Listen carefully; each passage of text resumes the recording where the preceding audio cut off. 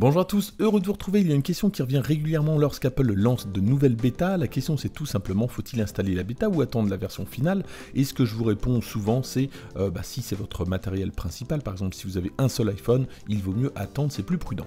Et objectivement, depuis la sortie des bêtas iOS 14, c'est vrai qu'il n'y a pas de gros bugs et il y a pas mal de personnes qui ont succombé au charme d'iOS 14, mais avec la bêta 4, pas mal de personnes le regrettent. Alors vous avez été très nombreux à me remonter vos bugs sur la vidéo iOS 14 bêta 4 et je vous en remercie. Personnellement, j'ai eu quasiment aucun bug dont vous m'avez parlé.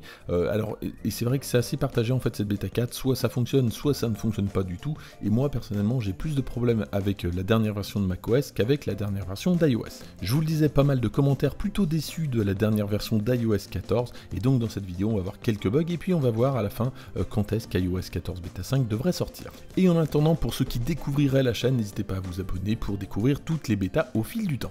Et on commence tout de suite par un bug assez fréquemment remonté, ça concerne l'application Call of Duty Mobile qui crache dès le début. Alors j'ai pas rencontré ce bug là, dites-moi dans les commentaires si vous utilisez l'application Call of Duty Mobile, si vous avez le même problème.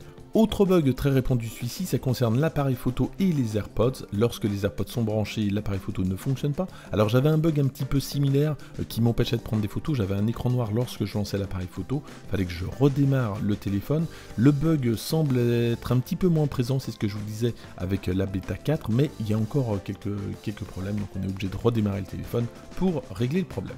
Et puis pas mal de bugs en général avec les AirPods, alors comme le disent commentaires, mais il y a également d'autres bugs, notamment lorsqu'on reçoit un appel avec les AirPods, ça ne fonctionne pas tout le temps, on est obligé de rebasculer sur le téléphone puis sur les AirPods.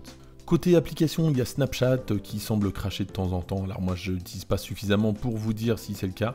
Dites-moi dans les commentaires si vous avez également eu ce problème. Et puis autre application qui crache, c'est Instagram cette fois-ci. Alors des fois c'est au bout de quelques secondes, des fois c'est au bout de quelques minutes. Moi j'ai pas rencontré ce problème là. Dites-moi dans les commentaires si vous avez rencontré. Et n'hésitez pas à me laisser le type de téléphone que vous avez. Ça peut peut-être aider. Autre bug qui revient énormément, celui-ci ça concerne le clavier qui bug, qui freeze, qui répond mal. Alors c'est un bug qui revient de façon récurrente en tout cas, dites-moi dans les commentaires si vous l'avez. Et puis surtout en attendant, n'hésitez pas à aller dans les réglages, réinitialiser et réinitialiser directement le dictionnaire clavier.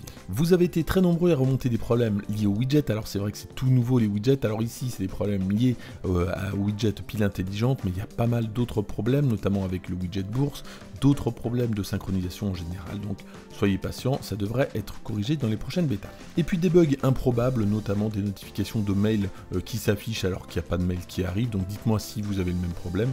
Et puis des problèmes dans musique, alors là, dans ce cas-là, j'arrive pas à savoir si c'est un problème de file d'attente, dans ce cas-là ça se comprendrait, ou si d'autres personnes ont le même bug, n'hésitez pas à me le dire dans les commentaires. Voilà donc pour les principaux bugs d'iOS 14 bêta 4, n'hésitez pas dans les commentaires à me dire si vous avez rencontré ces bugs-là, et si la bêta 5 les a corrigés lorsqu'elle sera sortie. Et puis dites-moi aussi si vous n'avez pas de problème, parce que ça peut arriver d'avoir aucun problème, et ça serait pas mal à savoir, puisque généralement j'ai plutôt les côtés négatifs que les côtés positifs. Maintenant, côté date de sortie, alors même si c'est complètement hypothétique, on a à peu près une nouvelle bêta toutes les 2 semaines, c'est arrivé il y a à peu près 2 semaines, donc on devrait l'avoir vers mardi 18 ou peut-être mercredi 19, et on attend avec impatience la bêta 5, même si je vous dis, moi j'attends plutôt la nouvelle version, la nouvelle bêta de macOS, puisque j'ai énormément de plantage avec.